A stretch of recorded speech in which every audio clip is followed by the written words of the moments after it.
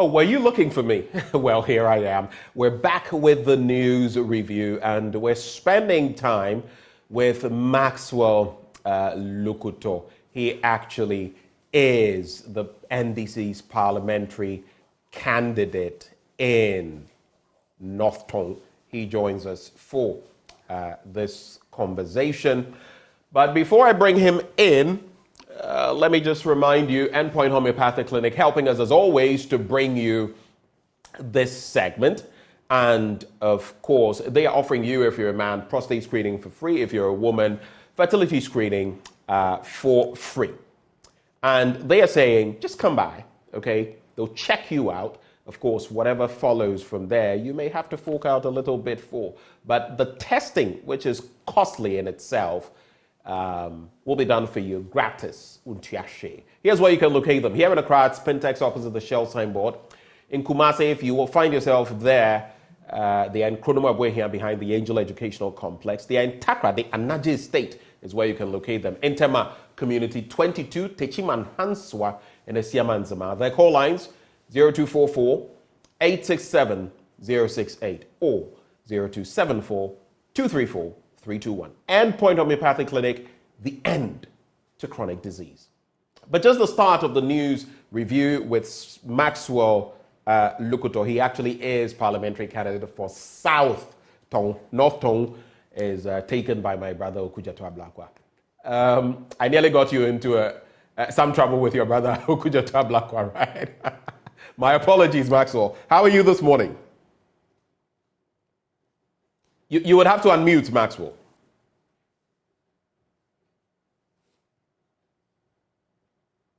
Maxwell, you would have to unmute. Yeah, good morning, my brother. Good. I can hear you now. Sorry for the trouble I nearly found for you. Yeah, I need to take you through the exercise. Say South Tongue, South Tongue, South Tongue. Say it 3 times so that you get used to it. This is a tongue twister. South Tongue, South Tongue, South Tongue. Very good. Yeah, very good today. I think I got that. Anyway, yeah, so you always remember that you move from the south to the north. So anytime you don't mention, please remember to say south first before you think of the north. Ayo. I hear you. I'll think of Accra down south, and then I'll get it together. But it's another week, another opportunity to connect with you. It's not every week that we do get to connect with you. Without any political bias, because it is clear you stand on the NDC end of things, but without any political bias, observing some of the issues that have happened over the last week or two since we had any interaction, is there a single matter you want to pick and reflect on in some 2.5 minutes, briefly? Yeah, of course, the most critical and topical issue for us from last week that we started this week is the limited registration exercise being undertaken by the Electoral Commission. And for me, Ghana is becoming more a podcast state than anything else. Everything and almost anything around us is hinged on politics. And the young ones are getting to understand and would want to participate. And it's better for us to allow our young ones to participate in the politics and the democracies that we want to nurture for the future than stifling them and putting impediments in their way. And so for me, that's a very critical thing that all sound minds and very vociferous voices would have to send a call out to the EC to be more proactive than we are seeing them do now. I have participated in the process. You know, I'm an inter-trade party. And so from last week till now, we have been having some meetings and trying to put our numbers and figures together. It looks like the EC is grossly underestimating the number of people that are available to be registered. But for some of us on the ground, we have gone to every nook and cranny, taking some data, and we want to say that the EC would have to relook at the situations that they estimated. It is not as they think it is on ground. There are more people on the ground that would have to be sorted out. And so the numbers that we are you saying it's more than the about 1.35 million that the Electoral Commission is targeting? Because that's the number they are targeting, something down, south of 1.5 million. Yes. And we are thinking about something like 3.5 million or around that. And How are so you? How are you coming up with those figures? No, like I said earlier, we are on the ground. I am a parliamentary The Electoral candidate. Commission is also on the ground. I'm sorry. The Electoral Commission is also on the ground. So when you say you're on the ground, what do you know that they don't? What we know they don't know is that they don't go to the nook and cranny of the constituency or the district. They are sitting in their district offices and making projections. I don't know, maybe based on the data from the Ghana Statistical Service or something. But what I mean by we are on the ground is that, you see, we are an interested party. So we have our branch executives on the ground, and we've asked them to list give us data on the number of people who have turned 18 and will be ready to register. And so based on those numbers we are getting from the branches through our ward coordinators to us at the constituency levels, we can tell them that we have more than they think. And in any case, because we are an interested party, we would have to organize the people and make sure they come to register. NDC, NPP, CPP, GUM, any of the political parties will be interested in getting their members from the ground to come to register. And so we would know the figures more than they would do. And so I think that they should be listening to us. That's the essence of IPAC.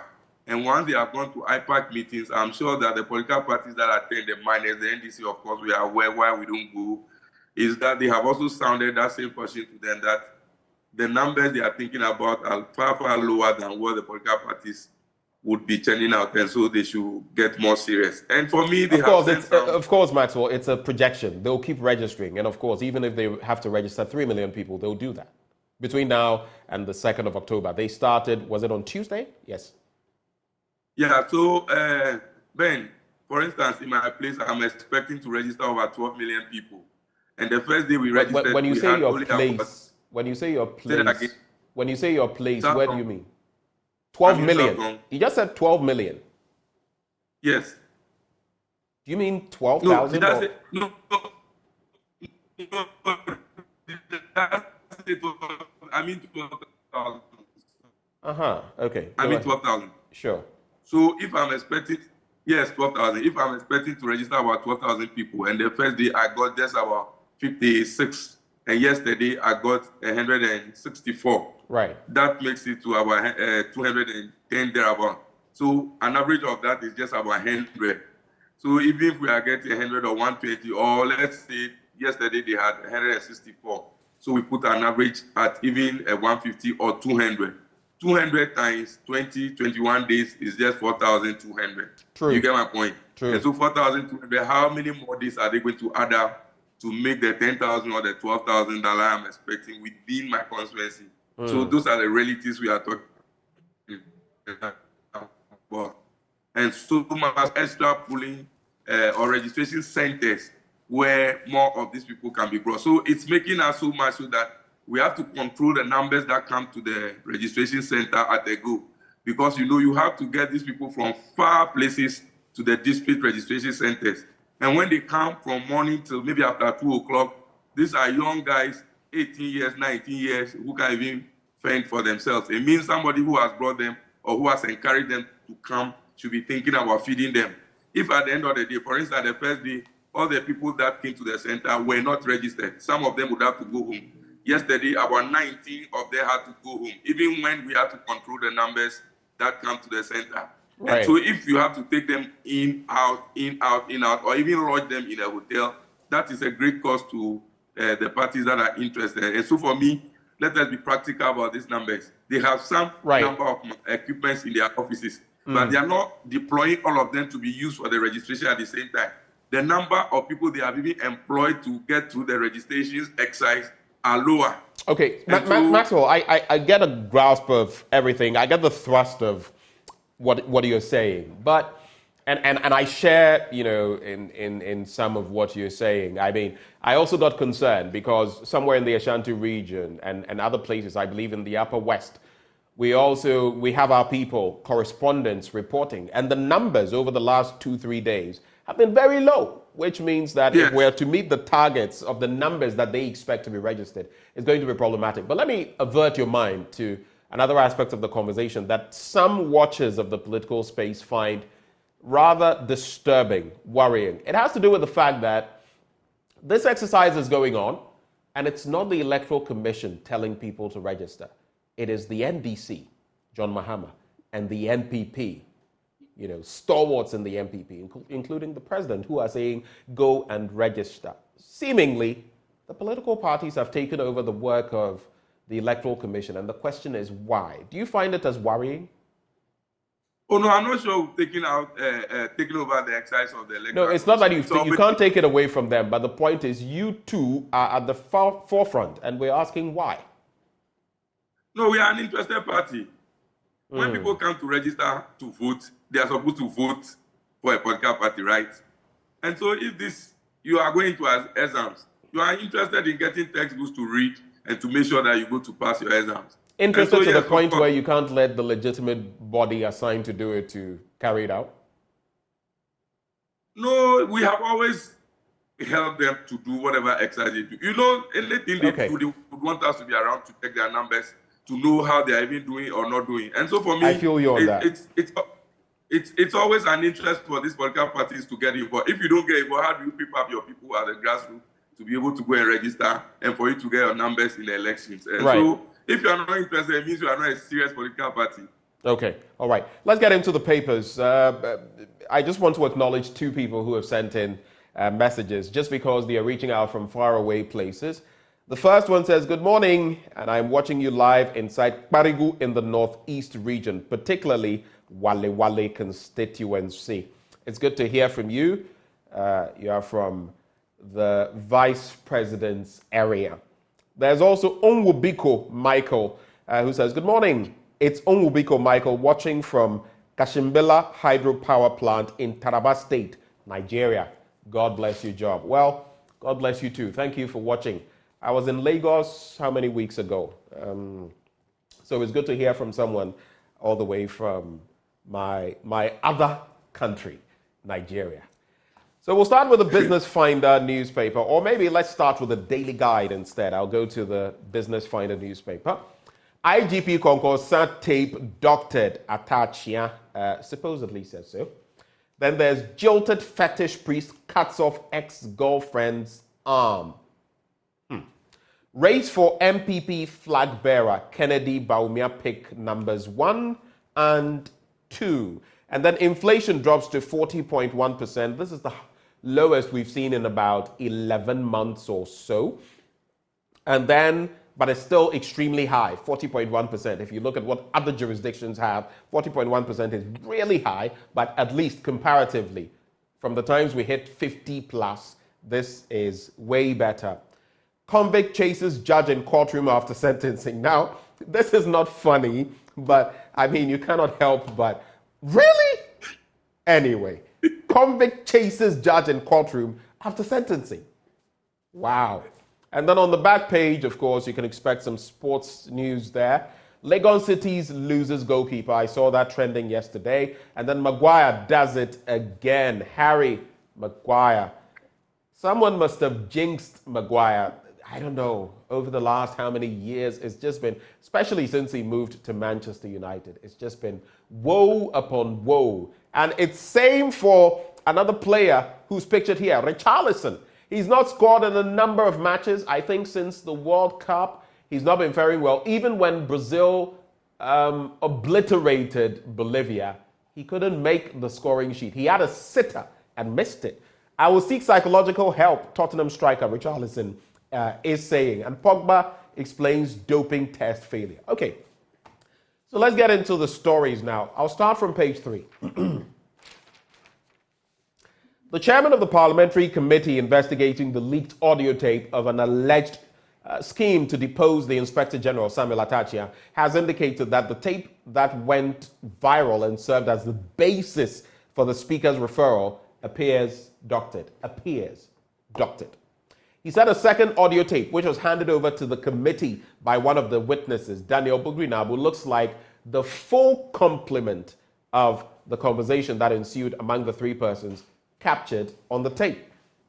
Now, answering questions from the media in Parliament yesterday, after an in-camera session with the witnesses, Mr. Atachia noted, quote, "It seems to be the case because the second tape is one which is a very long discussion, which I can come to some understanding that they do not dispute. The audio that went viral was the basis for the speaker to make the referral to the committee. You might want to call it the first tape. When we played out the first tape, the witnesses said the tape was incomplete. It's been truncated. It's been edited. If you can remember, we're asking which ones to validate, and they said their voices were valid here, but the rest of them disagreed. So that is basically it for that story. It's more about maybe the length of the final tape. But on the in-camera sitting, Mr. Atachia said the first person the committee called upon was the Minister for National Security, Albert Kan Dapa, and we know that all of these people had been asked to show up in Parliament before that committee. Let me get into other stories before you come in and respond. I'll go to page 6 and do those two stories there and come to you. So the Asamankasi police in the Lower West Akim municipality of the Eastern region are holding a fetish priest known as Togbe Gadefia for allegedly cutting off his ex-girlfriend's arm and leg after breaking up with him. The jilted fetish priest, as gathered, hacked his ex-girlfriend, Rakia Husseini, with a machete. Now, she was taken to Asamankasi Government Hospital, but was later transferred to the Eastern Regional Hospital in Koforidua due to her condition. The incident reportedly occurred at Krofrom, a suburb of Asamankasi, where the fetish priest resides. The victim, Rakia Husseini, 25, was in a romantic relationship with him until she decided to marry a Muslim. You would think that the fetish priest with his powers would be able to, if he wanted, rather than go, slashing her with a machete. And speaking of which, drama unfolded in an Accra Circuit Court on Wednesday when a businessman, Frank Kwesi Obeng, confronted the judge after being handed a 15-year prison sentence for charges of conspiracy to steal, abetment of crime, and money laundering. As the verdict was delivered, Obeng immediately questioned the judge, saying, "Please, do you know me somewhere? Why have you given me a 15-year jail term?" He then proceeded to remove his shirt and approached the judge in an aggressive manner. The situation, however, was quickly diffused by intervention of the prosecutor and a court warrant officer who escorted Judge Evelyn Asamoah to her chambers. Obeng was then escorted out of the courtroom without his shirt and sandals. Your reactions to these stories? Yeah, thank you so much. I first of all want to take a bite on the so-called Kokonsat tape. Doctrine of a tape, of course, once the conversation that took place between the two groups or three parties lasted so long and a portion of it might have been taken off and a section presented, it could be called doctrine. Doctrine does not necessarily mean that you didn't say something and another person went to use your voice to come in. So according to him, it was obviously edited, truncated. I do not know fully whether that is what he's referring to as being doctored, because doctored then implies that something has been taken out and something else inserted somewhere, which may implicate somebody. That's my understanding. Not necessarily. From the interrogations that we all saw on TV, the police officers we heard, most of the issues pointed out to them, they agreed that they said such things. The only thing was that there were points that they thought that something else would have come before whatever I said was brought in. Of course, the one who has an interest would always want to present a clean side of the point. But interestingly, I saw about a few days ago, they said the new job in Ghana now, especially for NPP people, is for you to record and get paid. So you realize that they have a lot of tapes coming out, and it's like that is the new business in town. Once you get a few people having a meeting, you go and record them, go and give to some other party, and you get paid. It's so interesting that this is the new trend of business we are having from them.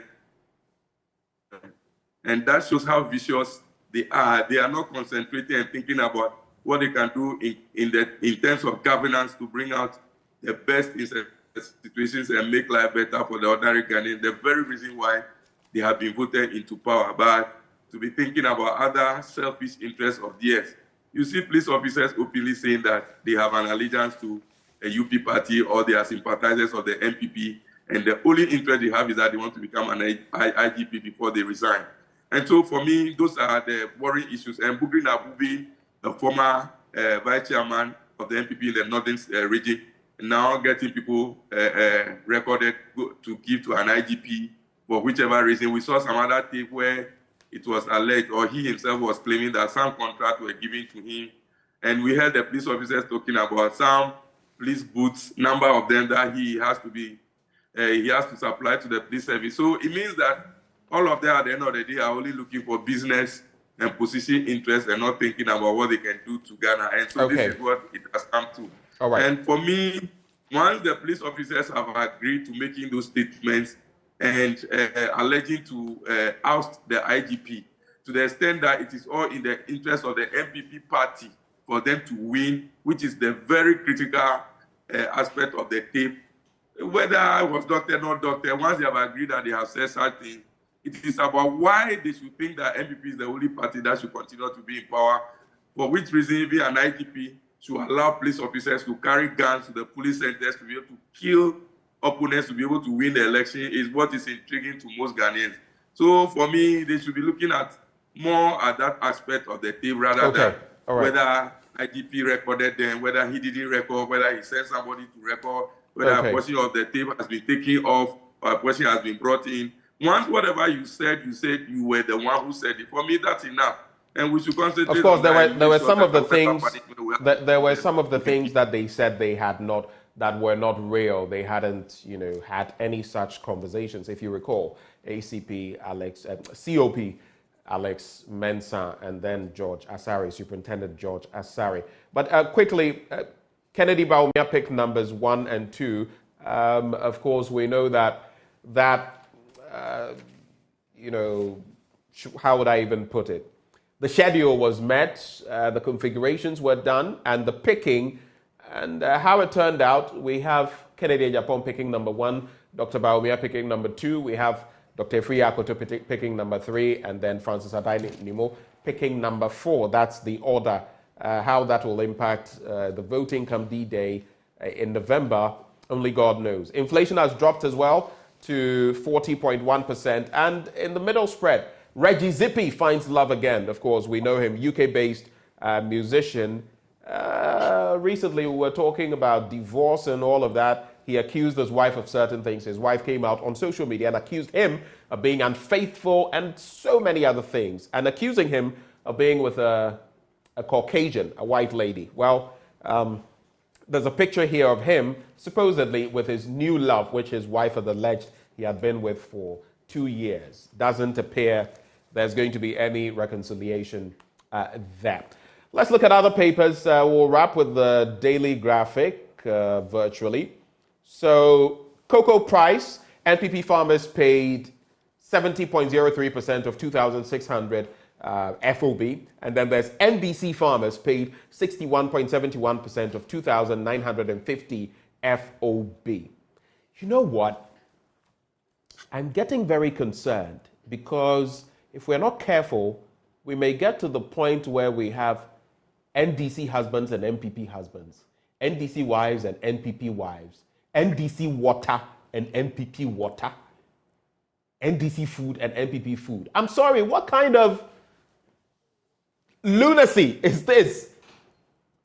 Everything is NDC, NPP. I mean, regardless of where anyone may belong, we're getting to crazy proportions in this country right now. Everything is NDC, NPP. It will get to the point where even the bed sheet you sleep on will be an NDC bed sheet, NPP bed sheet. I mean, I get the fact that there are issues with this. Yesterday, I listened to Sabi Jemfi, I listened to Fifi Boafo of Cocobot, and the accusations, and I can side with both parties on some issues, but this bit, I don't know. I really don't know where we are going as a country. It's not about bashing any particular side. I'm just saying that we are getting so political, so polarized, that as some have suggested, if we don't get a rein on it, a grip on it, it may spell something we don't want to talk about in this country. It's becoming too politicized. So that story, then, I'll not even go into the details of it. Efri Akoto, the new crusading guide, says, I'll win November 4 NPP presidential primary. That's according to him. And then the Daily Statesman. There's Cocoa Board CEO schools Mahama on parameters of cocoa pricing. I don't know about schooling, honestly, when you look at the details from both parts. And then there's AMA launches 125th anniversary. Okay, I think those are the major stories before we go into the daily graphic. Any reactions, Max? Yeah, sure. I can understand your frustration, and some of us don't also think that we should get to this extent that every little thing has to do with NDC NPP. And so for me, that is why the plot to ask the IGP is critical. This cocoa pricing issue should not be something we have to send to the extent we are going. But usually you see that once one side wants to make it look as if it is out of magnanimity that we are doing this for you, somebody else will also want to look at the other side of the point. The president coming to announce the new cocoa price and make it look as if it is out of his own generosity that he's granting that to the cocoa farmers is what will make some other person think that, oh, then you have not given them everything they need, or you should have given to them. That is why we are saying, I think that Cocoa Board should have just announced that based on the prices we are getting from the international market, we think that this percentage is what we should also be giving to farmers, and we are giving to you. And that is it.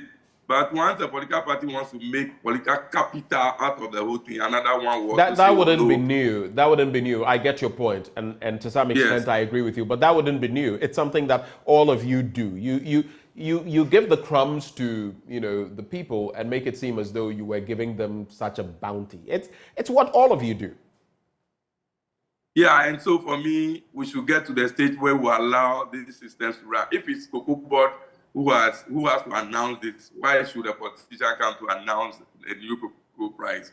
And so if they come to do and give reasons why that is what it should be, then that should be it. For me, it's about looking at the whole chain, from the farming to the drying, the packaging, all that has to do with the cocoa processing industry. Let's look at it and make sure that our farmers get the best that they can get out of it. It's about issue of bread and butter. It's not about who increases the best in 50 years or 10 years or 3 years or whatever. And so for me, if it is about government itself going to look for money elsewhere to come and dash to these cocoa farmers, praise the Lord. But it's their own beans you have bought, you have sold, you are giving the percentage of it. Finito, why should you make it look as if it's out of magnanimity? And so for us as NDC, would also say that, then we're giving them free fertilizers. You have come to take it away. You are now selling to them. I get your point. We have limited time, Maxwell. We have to go and make way for sports. Musa Ibn Shiraz says, good morning. Waking up to stream this great show from the comfort of my office always makes my day fulfilled. We're glad that we're able to do that, and we'll keep trying to do that for you every morning. Thank you, Musa. Let's wrap with the Daily Graphic newspaper and make tracks. It's interesting because we are stating this so categorically. Well, it's based on the statement by Samuel Atachia. Leaked tape on IGP, first tape doctored. Parliamentary committee affirms. And doctoring here, that is the term that I would like to be properly explained. But anyway, what was in the first tape reverberates in the second tape, and it's the same conversation we're having. So whether we couch it as this or that, it remains what it is in the supposed second tape, which is the full-length version of the conversation they had. There's also boost for shea sector. 1,000 seedlings planted in Savannah Ecological Zone. In recent times, we've been bleeding when it comes to shea butter. And in terms of the production, the shea trees, some of them being cut in terms of productivity levels, in terms of marketability of the product, all of that in there. More young people express interest in agric and vocational skills. That's according to a research survey. And First National Bank signs 5-year Accra Marathon deal. We've already spoken about the first tape being doctored by the Parliamentary Committee. Well, not by the Parliamentary Committee, but as per the Parliamentary Committee, Samuel Atachia. So I think we'll just hang it there. Any final comments, Maxwell, as we go? Yeah, thank you so much, my brother. We hear from most of our viewers that they are comfortable with the way things are done. And for me, I also want to congratulate you for a good show always. I missed you the last few weeks. I never saw you. You were in Nigeria, I guess. Yes, I did go to Lagos, but that was just briefly. I was preparing for some exams and all of that. So yeah. So all right, that's okay. We are grateful to you always. And so like Ghanaians, we have always wanted the best we want for ourselves. For me, let us learn lessons from what is happening around us. Let us push for best practices, especially I am particular about this EC registration exercise. Let's listen to voices of caution and make sure that if we want to do something else, to make sure that we smoothen the process as it is now. All the best for us. So let us get EC to understand that we need help in this registration exercise. If they have to increase the number of centers they have at their registration centers, if they have one, they make it two. If it is two, they make it three, so that more people come and do this thing within the space of 3 weeks. Because once you increase beyond the 3 weeks, you are still giving pressure to people who are watchers to also increase their days and numbers, and it affects productivity. Let's not waste all our time and days on just one thing. We can do it in the space of the 21 days and get all the people who are interested in registering to register at the go. Thank you so much. Thank you, Maxwell Lukuto, and we wish you the very best for you and your constituents, and of course, the entirety of the country. I think I'm going to start doing this for every politician I speak to. Please, guys, let's not do too much NDC, NPP. Let's do Ghana. Hashtag Ghana, Ghana. I wish you the top of the morning, and that is the NDC's parliamentary candidate for South Tone, bringing us to the end of the news review. This segment always brought to you by Endpoint Homeopathic Clinic. They're offering free prostate screening if you're a man, free fertility screening if you're a woman. Here's where you can locate them. Here in Accra, at Spintex opposite the Shell signboard. There's Kumasi, Kronoma here behind the Angel Educational Complex, Takrade Anaji State Tema Community 22, Techiman Hanswe and Siamanzama. The numbers to call 0244 867 068 or 0274 234 321. Endpoint Homeopathic Clinic, the end to chronic disease. But just the start of sports. Some matches have been played: Brazil, Peru, Nigeria, Liberia, Ghana. Some of these matches and more. Well, we'll be bringing you that in football, among others. We'll also be talking about Black Stars head coach Chris Hughton. All of that in sports up next.